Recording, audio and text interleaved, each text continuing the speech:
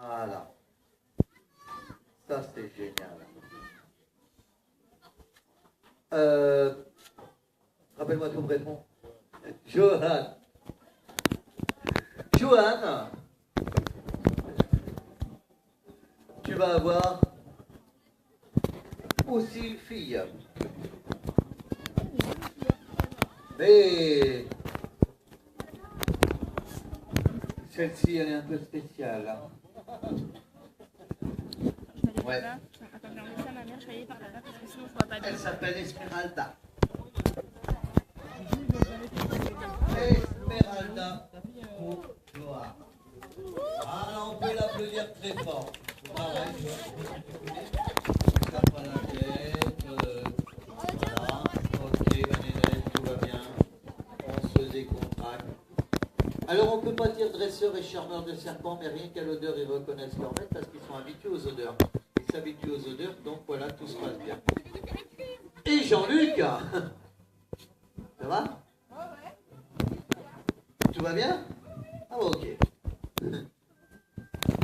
Ouais, Brenda elle est à fond. Tout le monde nous dit que Manu. Ah, ils sont sur les starting blocks. Voilà, c'est ça. À partir du moment où les caresses gagnent. Les mains devant. Hop. Voilà. Ça va Jean-Luc? Alors qu'ils s'en pensent, c'est une belle zézette, ça? Voilà. Regarde bien les mains ouvertes. Voilà. Voilà. Alors ça, c'est du boa constrictor, mesdames et messieurs. Les trois, boa constrictor imperator, boa constrictor colombien, à queue rouge, c'est-à-dire pour Shakira. Et ce sont des boas qui peuvent monter jusqu'à entre 3 mètres et 3 mètres 50, voire 4 mètres. Donc c'est un animal qui a une puissance énorme au serrage. Elle est en train de te coiffer, t'inquiète. Et ah bah elle n'a pas vu que j'avais pas de cheveux. Non, c'est rien, t'as rien. Elle te refait la boucle. C'est un pas quoi faire. Ça va avec Zézette, Jean-Luc? Tout va bien, Shakira? Ça se passe bien? C'est bon, elle est tombée amoureuse? On pourra travailler avec Shakira. Ah, la chance. Ouais, c'est bien, c'est comme ça. Et le boa constrictor jusqu'à 3,50 m, 4 mètres. Alors ce qu'il faut savoir, c'est qu'il y a des âges différents. Par exemple, elle a que 3 ans. Là, elle en a 6 et là 8. Donc ça va encore grandir, ça va encore pousser et ça va encore bien manger. À cette taille-là, par exemple, là ça mange du cochon d'Inde et du lapin. Là, elle reste au rat et au cochon d'Inde.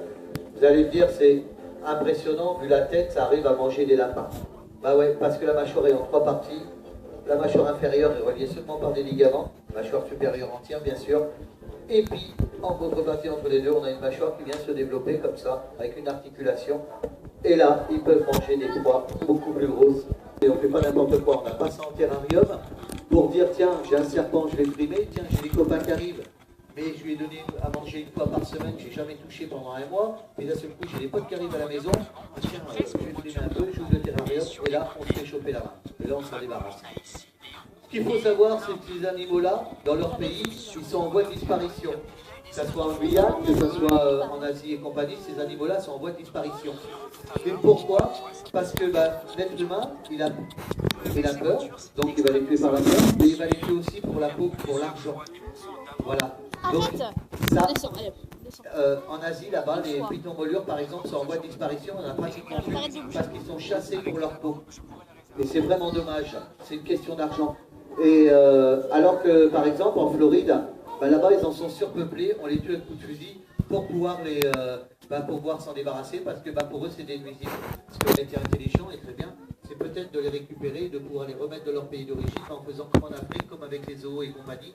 Peut-être comme Zoo de la Palmyre, par exemple, quand ils ont des productions d'animaux, et ils vont les mettre, par exemple, dans des réserves. Ils vont les remettre en Afrique. Quand il y a là, par exemple Planète Exotica qui a une surpopulation de serpents, c'est exactement pareil. On essaye de les remettre dans des réserves protégées. Pourquoi? Pour éviter le braconnage. C'est vraiment dommage, mais je crois que l'argent tue l'être humain et tue la nature. Donc le but du jeu, c'est d'essayer de faire attention, de sauver ces bêtes-là. Regardez, c'est de l'amour. Ça ne bouge pas. Voilà.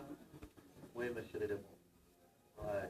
Alors, je leur parle toujours comme ça, je leur parle avec de la tendresse, même si c'est sourd, ça n'entend pas, mais je suis obligé de leur parler, je suis obligé de leur faire des câlins, de leur faire des bisous, et parce que voilà, on tient amoureux de ces animaux. Que ça soit du plus petit au plus gros, on est toujours amoureux.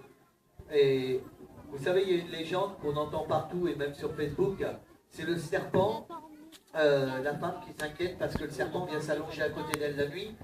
Alors elle a demandé à son vétérinaire parce que ça fait 6 mois qu'il n'a pas mangé, soi-disant. Et tout ça pour la mesurer, pour la manger. Alors ça, c'est du bidon. Je vais vous expliquer pourquoi. C'est vraiment impossible. Déjà, c'est pas normal que le serpent soit sorti de son terrarium. Ou alors, c'est qu'elle est aussi fêlée que moi, qu'elle a envie de dormir avec. Et si le serpent s'allonge à côté du corps, c'est parce qu'il se dégèle dans son vivarium, donc il vient chercher la chaleur, tout simplement. Le serpent, il ne va pas s'occuper. Si par exemple, Esmeralda ou Zezette, voilà, moi je suis 1m50, on doit faire à peu près pareil, elle ne va pas s'occuper de la taille. Si à la fin, ou même Shakira, si à la fin, elle va mordre et elle va enrouler autour du cou. Et là, elle va nous mettre KO, au tapis, et même voir tuer sa proie, même si elle est plus grosse. Et si elle ne peut pas la manger, c'est pas grave, elle aura essayé. Et même des fois, elle va essayer de manger sa proie, elle va essayer d'avaler, elle va la régurgiter parce que ça ne passera pas. Ça a les yeux plus gros que le ventre. Mais à aucun moment, le serpent, il va venir mesurer la personne. Vous imaginez, le serpent, par exemple, il va se mettre voilà, à côté de la lapin, c'est bon, tu rentres. Non, le lapin, il se cavale, il s'en fout, quoi. Le rat, c'est pareil. Donc, non, ça, c'est du bidon. Le but du jeu, c'est, voilà, le serpent, il ne s'occupe pas s'il a vraiment faim. Et si on a des serpents comme ça, on ne fait pas n'importe quoi. Voilà, s'il sort et qu'il vient dans votre mur. Moi, je me couche avec mon serpent de 4 mètres dans mon canapé, et je suis à 1m50, enfin. S'il avait voulu me bouffer, il m'aurait bouffé au moins 10 000 fois en un an encore. Donc voilà, je le pose sur un cheval, le cheval est allongé au sol, vous avez pu voir l'émission des 8 peut-être, hein, où le cheval est couché au sol et on met le serpent dessus.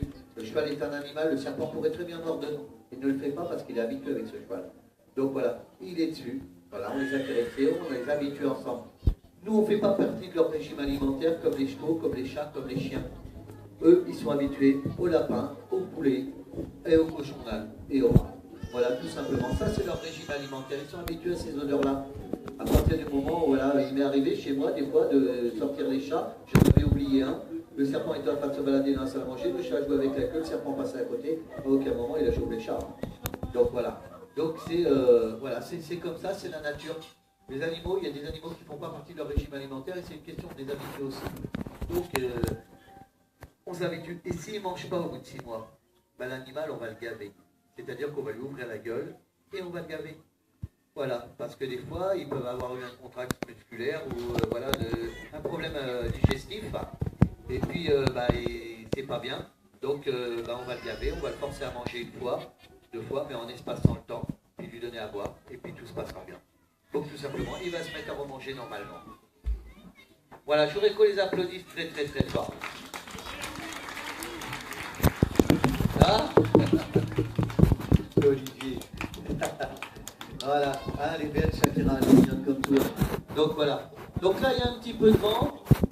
La fraîcheur, bon, il ne fait pas trop froid, mais quand il y a un petit peu de vent et que ça fait un petit peu trop frais, donc on évite les courants d'air parce qu'un serpent peut s'enrhumer et peut mourir. Voilà. Tiens, mon pote, viens voir tonton. Regarde. Regarde. Mais non, il va pas le bouffer. À quoi que oui, s'il mesure, il va le manger. Tiens, regarde. Voilà. Non mais le petit va manger ça. Ah oui, tu veux manger de ça. Ah, il bouffe tout, lui. Ah oui, tout. T'as vu? Voilà. Ça va, Jean-Luc, c'est pas trop lourd? Elle a fait à peu près 7-8 kilos, elle a fait un petit poil moins. Et puis Shakira, elle est au régime, donc tout tranquille. On va pouvoir les remettre dans la malle, je voudrais que vous les applaudissiez très très très fort.